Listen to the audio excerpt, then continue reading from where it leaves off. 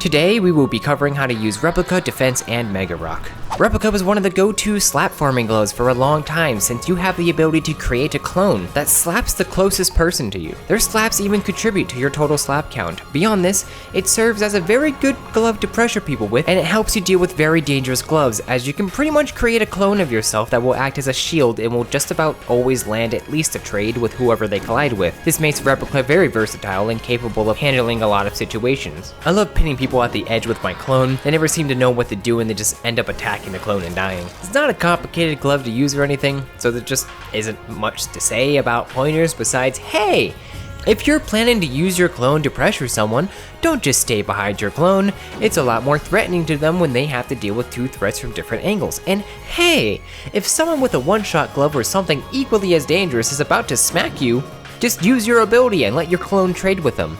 It will at least buy you some time. Defense sadly lost a lot of its advantages in its lifespan in the game. It used to be pretty solid at keeping your distance from other players since there weren't many gloves that can get around its barrier.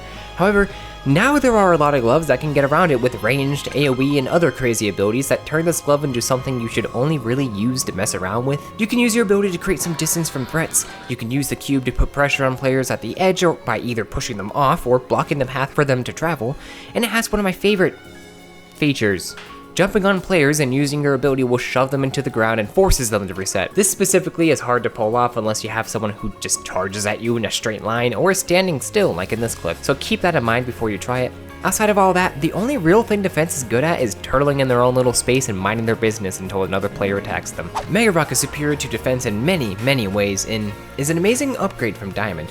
Not only does Megarock eliminate the slowdown you get from Diamond, but the rock is also bigger, has practically no cooldown, and even kills players by simply making contact with them. Well, that's not a big deal. All you have to do is not go near them when they transform. Oh my word! It has such an amazing defense, it just becomes extremely good on offense.